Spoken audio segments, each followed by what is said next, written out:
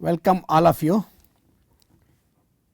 In the last couple of classes, I discussed fundamental concepts of NMR spectroscopy, starting from spin of the nucleus, and then how do you arrive at the nuclear spin by an empirical rule, and what are the nuclei which gives rise to NMR, and then we discussed about interaction of the nuclear spins with the external magnetic field, which we call as Zeeman effect, and then degeneracy of the transitions in the presence of the magnetic field will be removed, degeneracy of the energy states, and we calculate the energy between these two, and the energy difference between these two we calculated for a particular frequency which we observed to come in the radio frequency region, and we arrived at the resonant condition nu is equal to gamma into B naught over 2 pi.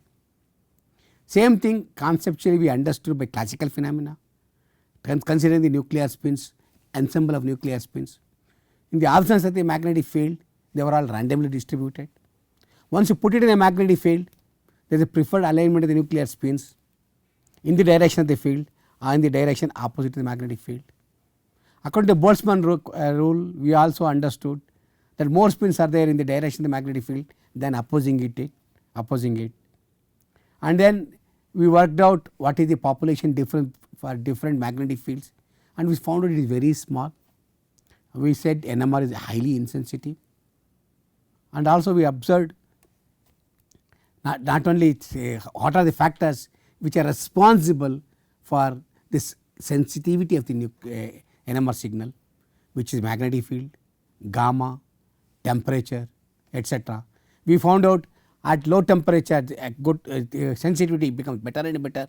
When the temperature is infinite, the spins, both the energy state spins become equal, that is called a saturation. During saturation we do not get any signal, and we also understood about how do we get the signal by applying a radio frequency pulse, by perturbing it, by inducing transitions, and we understood what is a random phase approximation. We introduced the concept of bulk magnetization. Bulk magnetization is stationary and it is in the direction of the magnetic field. To detect NMR signal, we have to perturb it by applying a radio frequency pulse in a direction perpendicular to it. Then we collect the signal as a function of time. This signal is called free induction decay. We do the Fourier transformation of it and we get the NMR spectrum. And we also understood what is the line width of this thing, what is the width of the peak by uncertainty principle, and also what are the selection rules for observing the transition in different coupled energy spin system for one single spin, coupled 2 spin, 3 spins, etc. we understood. And all these selection rules also we know from all these examples there should be change in the magnetic quantum number between two energy states is either +1 or -1. These are all allowed transitions, that is the selection rule. Anything other than this are forbidden transitions. So everything we discussed, and now we will go further. Today we are going to discuss about what is called internal interaction parameters which are responsible for NMR resonance. Real application of NMR comes into picture only because of these internal interaction parameters. Continue further today. In that I am going to discuss today more about what is called chemical shifts. For example, consider a hypothetical molecule like this. I am showing you here a hypothetical molecule, and in the hypothetical molecule I have 3 functional groups which are put in 3 different colors: green, purple and blue. This is CH proton, NH2 and CH3. What is my resonance condition? Let us say I put this molecule in a magnetic field, strong external magnetic field, static field B naught. According to my resonance condition, nu is equal to gamma h into B naught over 2 pi. Gamma is constant for a given nucleus. Now I am looking at the proton NMR, that is hydrogen. So gamma is of proton I put. I say I fix this magnetic field constant. So B naught is constant. I know 2 is constant. I know pi is constant. So what do you understand from this equation? the resonating frequency for NH3 group, NH2 group, CH3 group and CH group, all the three will have the same resonating frequency, same frequency will be there if you calculate according to this equation. This equation does not distinguish resonating frequency for different functional groups. It only gives for a particular nuclei, for a particular gamma, what is the resonating frequency. As a consequence, for this an hypothetical case, if you consider for any molecule of your interest, if you take NMR should give only a single peak, nothing else. You cannot get anything more than a single peak. If this was the case, then what is the use of NMR? That is the question we have to ask. What is the use of NMR if you get only one peak for any molecule of your interest, and there is nothing wrong. This is 100% true because of this equation, resonance condition we have worked out. But what makes NMR very powerful is nuclear spin interactions, internal interaction within the molecule. That is what is going to make NMR a very, very powerful technique. What are these new internal interaction parameters? The nuclear spin is undergoing some interactions within the molecule. We will understand that, and that is what makes NMR very interesting. If I consider the nuclear spin interactions, I can classify this into two types. One is external interaction, other is internal interaction. The external interaction can be again two interactions. One is a Zeeman interaction, other is RF interaction. This we discussed extensively in the last couple of classes. What is a Zeeman interaction? You put the sample in an external magnetic field. I told you the nuclear magnetic moments interact with the external magnetic field. Remember, I calculated the energy E equal to minus mu into B naught, mu dot B naught. We calculated where I said magnetic moments interact with the external magnetic field. That is a condition to see NMR. Interaction of magnetic moments with an external magnetic field is a basic requirement. If mu is 0 because I is 0, then there is no NMR. That is what we discussed. So, one of the important interactions is Zeeman interaction. It is an external interaction. Nuclear spins are interacting with the external magnetic field, that we discussed. Another is RF. We have to apply a radio frequency pulse in a direction perpendicular to the magnetic field to induce resonance. That is what we discussed. And I said bulk magnetization will be tilted to x axis or y axis by applying a RF pulse in a direction perpendicular to the bulk magnetization. It is an external interaction. You are applying from outside RF pulse. Magnetic field is outside the molecule of your interest. So, these two are external interactions which we already discussed, and from this we observed we are going to get only a single peak for any molecule of your interest by my previous slide, nu equal to gamma into B naught over 2 pi. So, this we discussed at strength, and we understood we get only one peak for any molecule. Now, what is important is internal interactions. We will look at the internal interactions. The internal interactions is another thing. We have 4 different categories. Within the molecule, internal means within the molecule I am talking. One is chemical shift, other is scalar coupling, third is dipolar coupling, fourth is quadrupolar coupling.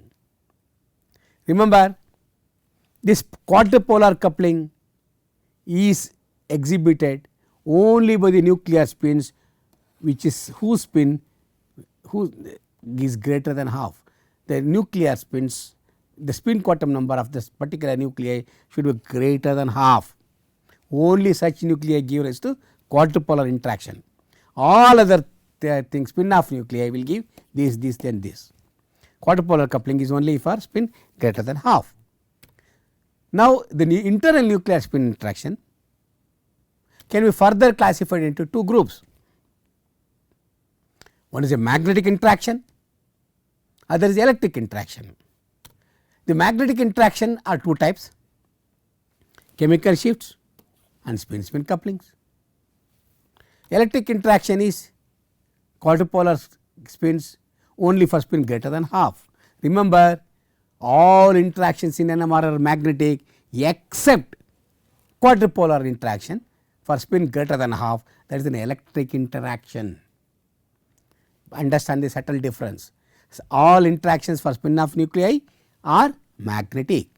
When you have a spin greater than half nuclei, you have quadrupolar interaction, that is electric interaction. Okay. Now, the chemical shifts is one of the internal interaction, magnetic interactions. I can classify it into two again. One is isotropic chemical shift, other is chemical shift anisotropy.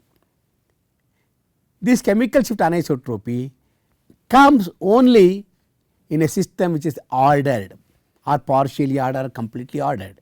In isotropic chemical shift means in a regular solution state, where molecules are undergoing rapid tumbling motion, thermal agitation is going on, then you will not see that. Okay.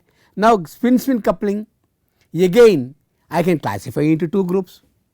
One is a scalar coupling, other is a dipolar coupling. This now further, if I go take the spin half nuclei, for nuclei with spin greater than half, this is all are present, all the four are all the types of interactions are present now. I consider general example of any nuclei with spin greater than half, we have both magnetic interaction, electric interaction, chemical shift anisotropy, all those things are present. If I consider only spin half nuclei, that is what we are interested, we are going to discuss for the rest of the classes, rest of the course. We mostly concentrate on spin half nuclei. We are dealing with only magnetic interactions. So, we are dealing with only chemical shifts and spin-spin couplings. In the spin-spin chemical shifts, we deal with only isotropic chemical shift and CSA. If we are dealing with solids, we are dealing with scalar coupling, and if you are dealing with ordered system like partially or fully ordered system, we deal with dipolar couplings. For spin half nuclei, all these four interactions are present. But in this course, we are not discussing solid state NMR.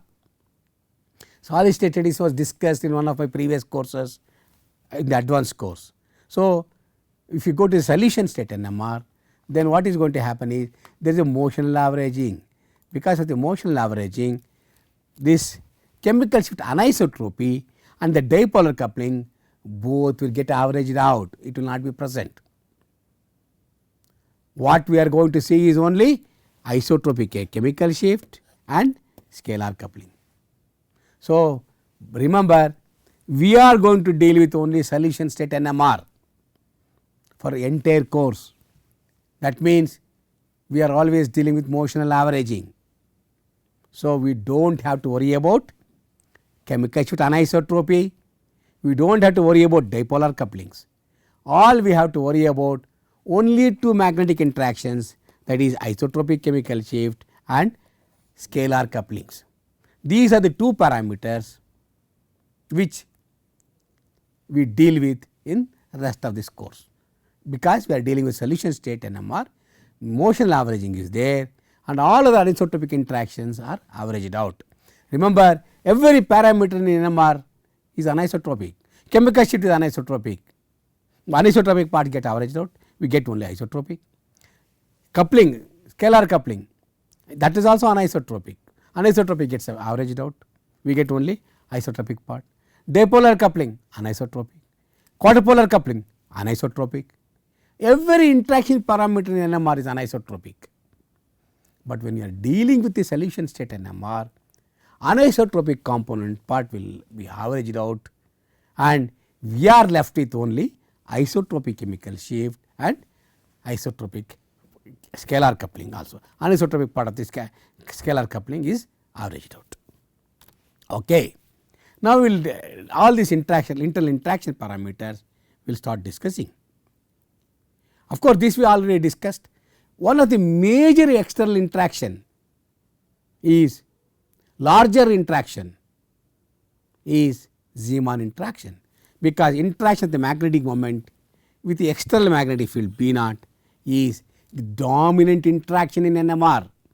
For spin half nuclei, the dominant interaction is Zeeman interaction, where external interaction, the magnetic moment of the nucleus will interact with the external magnetic field B naught. You may ask me, what is the interaction strength? Every interaction can be defined by its strength. What is the energy separation we calculated and we observed? Resonance in NMR appears in megahertz frequency range. That means the Zeeman interaction is of the order of megahertz. The strength of interaction is of the order of megahertz. That is the interaction strength. Please remember, Zeeman interaction strength is of the order of megahertz. Other sources of internal interaction for spin off nuclei, we have chemical shift, we have indirect scalar coupling or J coupling, and we have what is called the dipole-dipole coupling.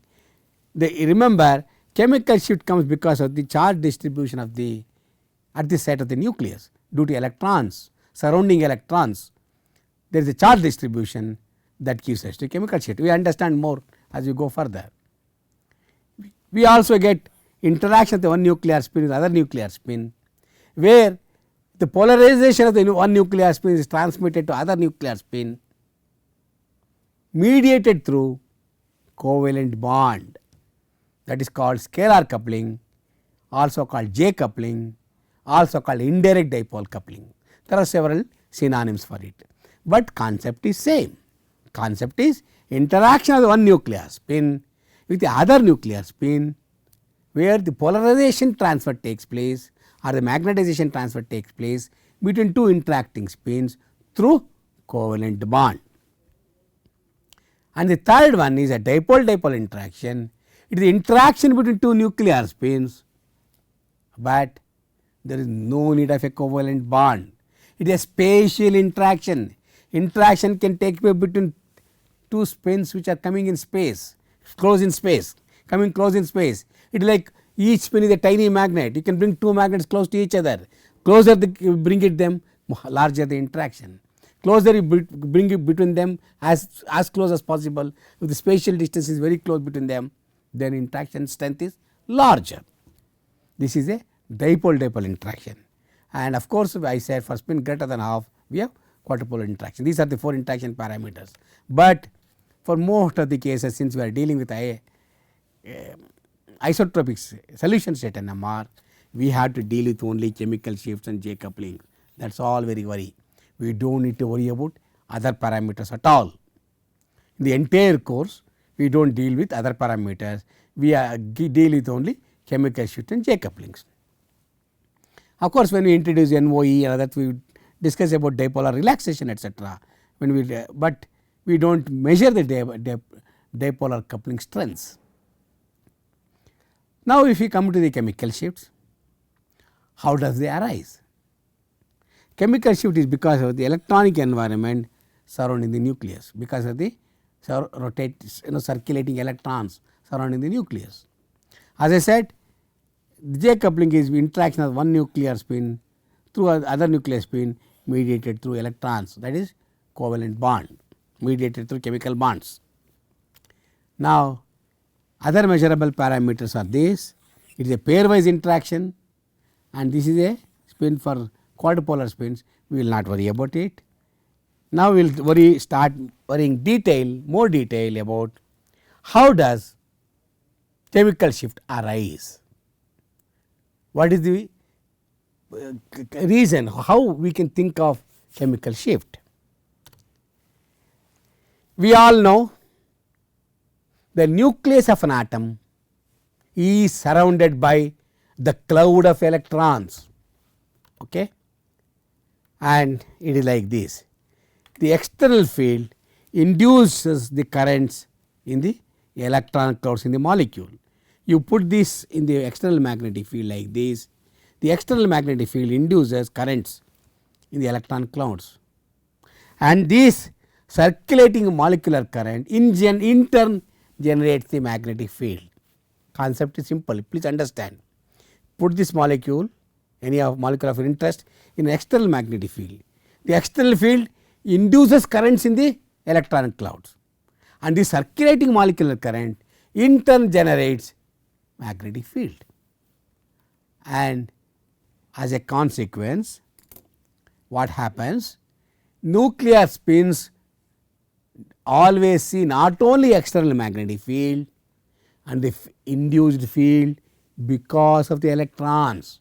The nuclear spin sees the external magnetic field B naught plus the induced field. That is what we see. We do not see nuclear spins do not see only external magnetic field, and the induced field generated by the electrons always opposes the main magnetic field. Okay? It opposes the main magnetic field, and this is local field. Thus, seen the local field seen by the nucleus is not B naught by some additional factor coming because of the shielding electrons. This is called shielding constant sigma. So, B naught field gets reduced by this because of this. This is the local field. Local field seen by the nucleus is given by this condition. This is sigma is called shielding constant. Let us try to understand a bit more what is happening. Consider I have a nucleus, bare nucleus, no electrons surrounding it. Of course, hypothetical situation, you cannot think of that. Think of a situation, I have nucleus, knocked off all the electrons surrounding it. Then if you look at the charge distribution at the site of it, there is no charge distribution at all. This is how it is, bare electron, bare nucleus without electrons. Now consider a situation, I have a bare nucleus, put it in an electron cloud which is spherical in shape, spherical cloud of electrons, and this is the charge distribution. But this is a hypothetical situation. In reality, what is happening is you have chemical bonds. For example, consider the CH bond. Here, if I look at the proton or carbon either of the nucleus, at the site of this nucleus, the charge distribution is not spherical. The CH bond has a elliptical charge distribution. If you can see here, the charge distribution, unlike here, it is not spherical, it is elliptical. It is a symmetric ellipsoid. We call it as a 3-dimensional ellipsoid. It is like a ellipse. Okay. Go to OH bond.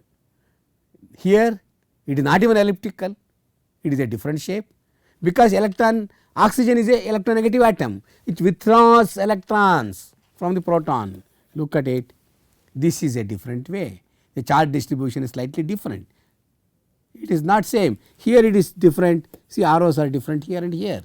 Look at the arrows what I have written here, the thickness of the arrows here, they are all same, uniform, here also same, because it is symmetric. But once you come here, arrow thickness here is better compared to this, more thicker arrow here, charge distribution, because here it is more, I call this proton more de-shielded. Come to another bond like this, OH OC bond, here you see arrow thickness even more de-shielded here because of oxygen on either side. See at the site of each of these atoms you can calculate the charge distribution. What do you understand from this? Much larger electronegativity results in asymmetric clouds like this for this type of bonds. So, as the electronegativity becomes more and more, as the observing nucleus of your interest has surrounded by more number of different electronegative atoms, the charge distribution becomes more and more asymmetric, and it has a different funny shapes like this. So, the shielding at the particular site of the nucleus, shielding or de-shielding depends upon the surrounding atom, neighboring atom, whether it is electronegative or electropositive. Okay. Now, the question is, these atoms will induce the magnetic field. Okay, fine. What is the strength of the induced field? Okay, electrons induces the field at the site of the nucleus. But what is the strength of this induced field? Consider as an example, I am looking at a 400 megahertz NMR spectrometer. For this 400 megahertz for protons, I need a magnetic field of 9.3949 Tesla. 1 Tesla I had told you is 10,000 Gauss is 1 Tesla. So, now what is 9.3949 Tesla? If you express in Gauss, it is 93949 Gauss. The field induced now due to the electronic environment is this one. It is not huge number 0.5093949, some number I have written, very small value. The field induced due to the electronic environment is much smaller. But what is the total field seen by the nucleus? It is this plus this 93949 Gauss plus the induced field, which is very small. So, it will become 93439.000093439, very small field induces, but that is effective, that is seen by the nucleus. So, the total magnetic field experienced by the nucleus is, in addition to the static magnetic field, very minute magnetic field induced at the site of the nucleus because of the internal interaction. Okay. So, what is the resonating frequency now? If I calculate the resonating frequency for this magnetic field, I said 400 megahertz, this is the magnetic field, this is the magnetic field and this is gives 400 megahertz. But now I have added some number. So, resonating frequency is not 400 megahertz and a small value which I have added here you can calculate by using nu equal to gamma into p naught over 2 pi. I have deliberately taken this number so that this will also become 400. So, it will become not 400 megahertz, 400 megahertz plus 400 hertz. What does it mean? The resonating frequency of protons is shifted by 400 hertz due to charge distribution. It is added 400, it is not 400 megahertz was here, but now there is another addition of 400 hertz. So, instead of coming here, it comes here. The resonating frequency is shifted by some amount due to charge distribution at the site of the nucleus. It is an internal interaction, and this is what is called chemical shift. The shift in the resonating frequency due to the chemical environment is called chemical shift. You understood how the resonating frequency is shifted because of the chemical shift. So, different functional groups in a molecule. Now, let us go back to the same original molecule. We have NH2, CH and CH3. What did we say earlier? When we did not consider the internal interactions, according to my equation, all were giving equal and give us to a single peak I said, because you got a gamma into p naught over 2 pi, all were same. Now, we have understood internal interactions. Charge distribution is coming because of the surrounding electrons. If you use that knowledge, now you see CH3 has 3 protons, the surrounding there are 3 protons surrounding this and the charge distribution at the site is much larger. Now, the shielding is bigger. I have deliberately put a bigger umbrella. Look at this one for NH 2 protons, I have put different umbrella here, size of the umbrella is different. Look at this, the size of the umbrella is even smaller. So, that means the shielding is different, the field induced at the 3 different sites are different, very small difference, but there is some significant difference. This may be 400 hertz, this may be 300 hertz, this may be 200 hertz, does not matter. So, the resonating frequency is not just 400 hertz, for this is 400 plus 400 megahertz plus 400, 400 megahertz plus 200, maybe this is 400 megahertz plus 100, we do not know. So, these are different. So, as a consequence, the resonating frequencies are different. This is more shielded and compared to this we have different resonating frequencies. As a consequence, we do not get single frequency now, we are going to get 3 peaks, one for CH3, one for NH2, one for CH, and this is the beauty of NMR. Look at it, earlier I said we get only 1 peak, now we are getting 3 peaks when we understood there are internal interactions for this. So, this is the important concept of chemical shift. Please remember this statement, nuclear spins do not get involved in the chemical reaction, but it gives information about the chemistry of the molecule, because we can understand what is happening at the site of the nucleus because of the chemical environment. Okay. So, this is what now the time is getting over. So, what I am going to do is I will stop here, but remember what we try to understand today. To summarize, today we understood there are different types of interactions. We classified into two types, one is external interaction, other is internal interaction. External interactions are nothing but Zeeman interaction and RF interactions, which we have been discussing since last 3-4 classes. Today we understood what is an internal interaction. Internal interaction is within the molecule, coming because of the interaction within the molecule, and there are 4 different types of interactions we understood: chemical shift, scalar coupling, dipolar coupling and quadrupolar coupling. If we are dealing with the spins greater than spin half, then quadrupolar coupling also will be there. But when we are dealing with spin half nuclei, we do not need quadrupolar interaction, that will not come into picture. But remember, these two interactions, all interactions are magnetic except quadrupolar interaction for spin greater than half, that is electric interaction. When we are dealing with spin half nuclei, only these 3 interactions are considered. Especially if you are dealing with the solids, dipolar coupling coming into picture, or partially ordered system, if you consider, dipolar coupling comes into the picture. But when you are dealing with spin half nucleus, especially in the solution state, the motional averaging removes dipolar coupling also, and all other anisotropic interactions like chemical shift anisotropy and J anisotropy, everything will go, dipolar coupling will average out. We are dealing with only isotropic chemical shift and scalar coupling. These are the 2 parameters that are left with for us to understand.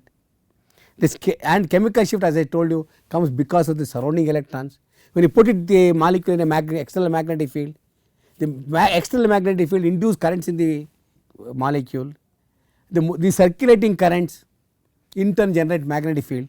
This induced magnetic field opposes the main magnetic field. We have got a screening constant sigma s that we understood, and because of the internal interactions which are not identical for different types of bonds, CH bond has an elliptical charge distribution, OH bond is different, and different complicated bonds has a different type of charge distribution. As a consequence, in a given molecule, because of the neighboring atoms are having, whether it is a electron withdrawing or not, accordingly there is an effect on the particular nucleus, because the charge distribution overall, if you calculate how the charge is distributed, they may be different at different chemical sites. Because of this, when we went back to our original hypothetical molecule, we understood charge distribution is different for at the different sites of the same molecule. As a consequence, we have different resonating frequencies. So, the internal interactions gives us to different frequencies for different functional groups because of different induced fields, and this is what makes NMR very interesting. As I said, the nuclear spins do not get involved in the chemical reactions, but they give information about the chemistry of the molecules, because the charge distribution is getting reflected at the site of the nucleus by giving different resonating frequencies. We can understand what is happening at the site of the nucleus. This is what we understood about this thing. So, we will stop here, we will continue in the next class more about chemical shifts and try to understand what is happening for chemical shift in different molecules. So, I will stop here. Thank you very much.